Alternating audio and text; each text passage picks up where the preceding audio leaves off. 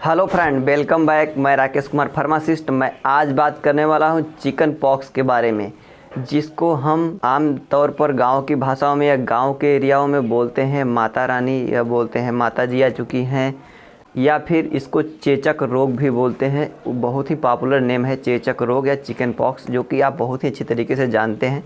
लगभग सभी के घर में या किसी भी विलेज में ऐसा कोई गांव नहीं होगा जिस गांव में ये चिकन पॉक्स जो होता है ना हुआ हो, किसी को जो माता जी जो बोलते हैं वो ना आई हो। तो आइए हम बात करते हैं इसके विषय में डिटेल में कि ये क्या चीज़ें होता है, कैसे होता है, आखिरकार इनको माता जी बोलने का क्या मकसद होता है, या फिर और सब चीज़ें क्या होता है, सब कुछ मैं डिटेल बात करने वाला हूँ। और मैं ये भी बात करूँगा कि आपको इन दिनों में यदि आपको ऐसी कंडीशन देखने को मिले तो आपको क्या चीज़ें खाने चाहिए, कैसे आपको प्रिकॉशन रखना चाहिए, क्या सावधानियाँ रखनी चाहिए, कैसे आपको ट्रीटमेंट हो सकता है, कैसी कौन सी कंडीशन हो सकती है जिस समय आपको डॉक्टर से कंसल्ट करना ही पड़ेगा, सब कुछ मैं डिटेल बात करने वाला हूँ। सबसे पहले आइए हम बात कर लेते हैं कि ये किस कारण से होता है। तो ये जो चिकन पॉक्स होता है, ये एक वेरिसेला जोस्टर नाम का वायरस होता है, जिसके वजह से ये चीज़ें क्या होता है, सेपरेट होता है, फैलता है। जो कि एक किस तरीके से फैलता है, अब इसकी हम बात कर लेते हैं, इसे एक दूसरे में किस तरीके से होता है, आपको किस तरीके से हो सकता है। तो सबसे अधिक जो होता है ये क्या होता है, किसी के कांटेक्ट में आने से। जैसे कोई भी पर्सन इन्फेक्टेड है, उसके कांटेक्ट में आप जा रहे हैं, उसकी स्किन, आपकी त्वचा, उसकी त्वचा जो है आपस में कहीं टच हो रही है, छू रही है, तो इस कारण से हो सकता है। और दूसरा चीज़ हो सकता है, जैसे किसी पर्सन को हुआ है, वो इन्फेक्टेड है, तो उसके जो ड्रॉपलेट इन्फेक्शन होते हैं, जो रिस्पायरेटरी, जो सांस वगैरह लेता है या बोलता है, तो बाहर जो रिस्पायरेटरी सांस आती है, तो वो रिस्पायरेटरी क्रिया के दौरान सांस लेने के दौरान आपस जो सामने बैठा हुआ पर्सन उसके मुंह में हो सकता है, आपका एयर उनके नाक में या मुंह में जा सकता है, इसके वजह से भी ये फैलते हैं। तो ये कंडीशन होते हैं, इसके फैलने के बहुत ही ज़्यादा चांसेस होते हैं। 90% 99% इसी तरीके से फैलते हैं। जो ये वायरस होते हैं, वर्सेला जोस्टर नाम का वायरस होता है, इसी के द्वारा ये होता है। अब आइए हम बात करते हैं इसके रिस्क वगैरह क्या किस तरीके से होते हैं। तो इसके रिस्क जो होते हैं वो कम किसको होते हैं, जैसे कुछ ऐसे पर्सन होते हैं जिनमें क्या होता है, इनका रिस्क बहुत ही कम होता है, न के बराबर। जैसे क्या होता है, पास्ट में फिर उनको बच्चे जब थे या फिर कभी भी कंडीशन में, पिछले कंडीशन में, उनको हिस्ट्री में कभी भी बैकग्राउंड में उनको यदि हुआ है, तो उनको कम चांसेस होते हैं होने का, क्योंकि उनके अंदर जो एंटीबॉडीज वगैरह है वो बन चुकी होती हैं। उस वायरस से लड़ने की क्षमता जो होती है वो डेवलप हो चुकी होती है, इसीलिए कम चांसेस होते हैं उनको होने के लिए।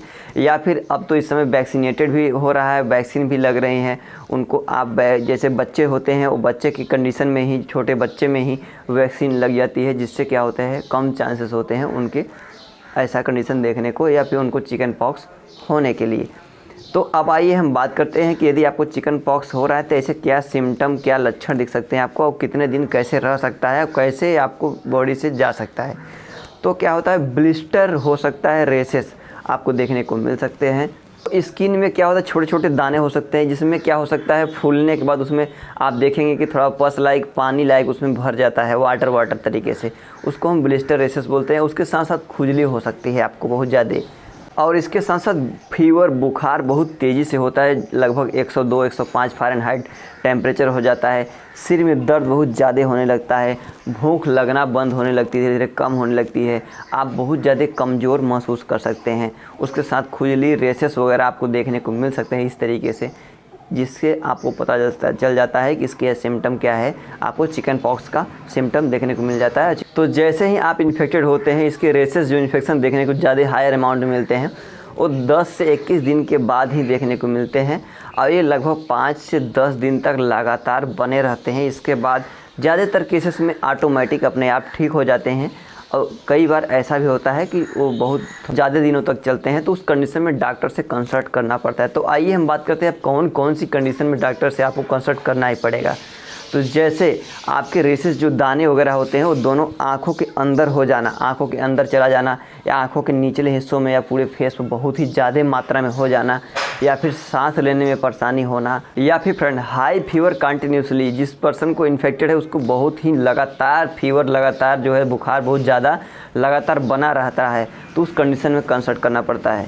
या फिर इसके साथ साथ उसको उल्टी होना, वोमिटिंग होना, चेस्ट में पेन होना, दर्द होना, खांसी बहुत ज़्यादा आना, या फिर सेकेंडरी इन्फेक्शन जैसे किसी को उसके साथ साथ बैक्टीरियल इन्फेक्शन भी हो जा रहा है, या फिर पेशेंट को HIV या कैंसर लाइक बहुत ही ज़्यादा प्रॉब्लम पहले से चला रहा है, तो उस कंडीशन में डॉक्टर से कंसल्ट करना बहुत ही ज़रूरी होता है। ऐसे केसेस यदि बहुत ही ज़्यादा देखने को मिल रहे तो आप तुरंत क्या करें, तुरंत के तुरंत जो गांव वालों के भ्रम में ना आए, आप तुरंत के तुरंत डॉक्टर से संपर्क करें, क्योंकि उससे हो सकता है आपको बहुत ज़्यादा समस्या देखने को मिल जाए, इसलिए संपर्क करना बहुत ही ज़रूरी होता है। अब आइए हम बात करते हैं डायग्नोसिस वगैरह के, डॉक्टर्स इसको डायग्नोसिस कैसे करते हैं। तो सबसे अधिकतर क्या होता है, फिजिकल एग्जामिनेशन होता है, जो कि देख करके उनको अनुभव से देख करके क्लियर करते हैं कि उनको क्या परेशानी है, या फिर मेडिकल हिस्ट्री लेकर के पुरानी जो उनके बैकग्राउंड है कि आपको कभी हुआ है या नहीं हुआ है, कैसे क्या है, उसको देख करके भी।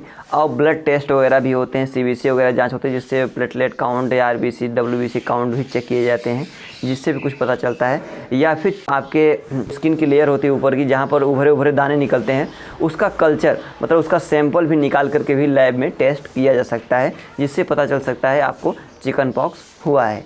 तो फ्रेंड अब आइए हम बात करते हैं ट्रीटमेंट तरफ चलते हैं। ट्रीटमेंट क्या चीज़ें होती है, तो सबसे अधिक इसमें रेस्ट बोला जाता है कि रेस्ट लेने के लिए, और रेस्ट के साथ साथ लिक्विड चीज़ें होती है, जो पानी का मात्रा होता है, या फिर लिक्विड जैसे जूसेस वगैरह या लिक्विड जैसे फ्रूट्स वगैरह का सेवन बहुत ही ज़्यादा अमाउंट बढ़ाया जाता है, ताकि उनको बहुत जल्द से जल्द राहत देखने को मिल जाए। इसके साथ साथ यदि फीवर बहुत ज़्यादा हुआ रहता है तो क्या करते हैं, पैरासीटामॉल वगैरह दिया जाता है, और या फिर उनके साथ साथ खुजली बहुत ज़्यादा होती है तो एंटीहिस्टामिनिक मेडिसिन दी जाती हैं, जैसे सिट्रीजिन या लेवोसिट्रीजिन लाइक चीज़ें। और कभी कभी जेल भी प्रेफर किए जाते हैं, जो ऊपर सप्लाई किए जाते हैं, जैसे एलोवेरा जेल वगैरह हो गया, जिससे आपको राहत देखने को मिल जाता है। तो फिर फ्रेंड यदि आपको बहुत ही हायर कंडीशन देखने को मिल रहे हैं तो उसमें सिम्टोमेटिक ट्रीटमेंट किया जाता है, जैसे आपको सिम्टम देखने को मिलते हैं उस तरीके से। यदि आपको वायरस बहुत ज़्यादा समस्या होती है तो एंटीवायरल मेडिसिन प्रेफर की जाती हैं, एंटीवायरल के साथ साथ एंटीबायोटिक्स भी प्रेफर की जाती हैं यदि आपको सेकेंडरी समस्या होती है कोई। तो इसके साथ साथ एनाल्जेसिक जो पेन किलर होती हैं बुखार कम करने के लिए, एंटीहिस्टामिनिक जो खुजली वगैरह होती हैं, इचिंग वगैरह, उसको कम करने के लिए प्रेफर की जाती है यदि बहुत हायर कंडीशन होती है तो।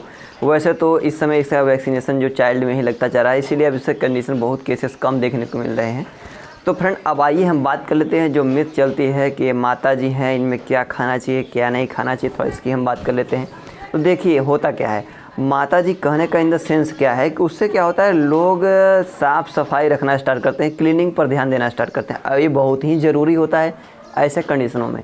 हाँ, लेकिन कुछ चीज़ें गलत होती हैं, जैसे क्या होता है, बोलते हैं अगर घर में माता जी आ गई तो और पर्सन जो है वो साबुन वगैरह या तेल वगैरह, गांव के वैसे होता है, सिटी में ऐसा नहीं चलता है कि साबुन वगैरह या तेल वगैरह ऑयल वगैरह यूज नहीं करेंगे, या सब्जियां सही तरीके से नहीं बनाएंगे खाएंगे, तो ऐसा कुछ भी बात नहीं होता है। सबसे पहले हाँ, जो पर्सन इन्फेक्टेड है उनको क्या करना है, बहुत ज़्यादा ऑयल या सॉप वगैरह साबुन वगैरह नहीं लगाना है, क्योंकि होता क्या, उससे उनके जो बड़े बड़े जो दाने हुए होते हैं वो भ्रष्ट हो सकते हैं, जिससे और ही स्किन पर समस्या देखने को मिल सकती है। इसीलिए उनको टच नहीं करना चाहिए, यदि वो फूट जाएंगे तो क्या होता है, वहाँ पर स्किन पे दाग धब्बे जैसा हो जाएंगे। इसीलिए बोला जाता है कि उनको भ्रष्ट ना करिए, उनको फोड़िए मत, उनको छेड़छाड़ मत करिए, जो चीज़ें जैसे हुए उसको वैसे ही रहने दीजिए। और ये चीज़ें बोला जाता है कि नीम वगैरह का जो है उसको पत्तियों को निकाल करके उसको पानी में हीट करके गर्मा करके उसको पानी को सेवन करिए। वो क्या होता है कि ये एंटीसेप्टिक्स होता है, जिससे क्या होता है, बैक्टीरियल इन्फेक्शन या फिर और भी इन्फेक्शन आपके बॉडी पर ना हो पाए, इसीलिए चीज़ें बोली जाती है यूज करने के लिए।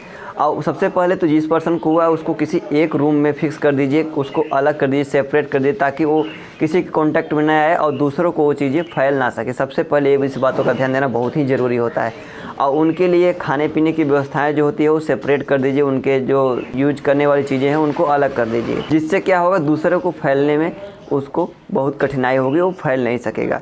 इसीलिए बोला जाता है कि इसमें साफ़ सफाई और चीज़ों को ध्यान देना बहुत ही ज़रूरी होता है। उनको अलग रखें, उनसे संपर्क ना बनाए, ज़्यादातर हो सके दूरी बना के रखें। इससे क्या होगा कि वो जल्द से जल्द ऑटोमेटिक ठीक भी हो जाएंगे, दूसरे को होगा भी नहीं। जो पर्सन इन्फेक्टेड है उनको ज़्यादा तली भुनी चीज़ों को ना दें, क्योंकि उससे होता क्या है, डाइजेशन की प्रॉब्लम, पाचन की समस्या देखने को मिल सकती है। इसीलिए उनको नॉर्मल चीज़ें ही दें। हो सके तो जिन चीज़ों में बहुत ज़्यादा से ज़्यादा वाटर की अमाउंट, पानी की मात्रा मिल सके, उनको वही चीज़ें ज़्यादा से ज़्यादा सेवन करने के लिए बोलिए। और वैसे मीट वगैरह ये सब चीज़ों का सेवन ना करें, जिससे क्या होगा, डाइजेशन आपकी प्रॉब्लम नहीं क्रिएट होगी।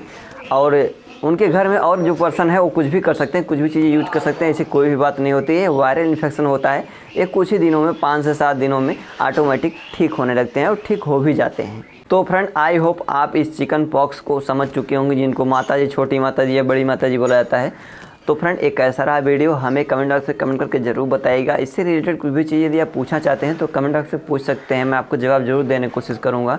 So thank you friend, thanks for watching this video. Please like, subscribe and share. Video अच्छा लगा हो तो लाइक करना भूलिएगा, सब्सक्राइब करना भूलिएगा, दूसरे के पास जरूर शेयर करिएगा ताकि उसको भी इसके विषय में डिटेल पता हो सके, तभी वो कोई भी चीज़ें उपयोग करे। तो फ्रेंड और हमारा वीडियो देखते रहे, नारे लेते रहे। मिलते हैं अगले वीडियो में अगले जानकारी के साथ, तब तक के लिए बाय बाय।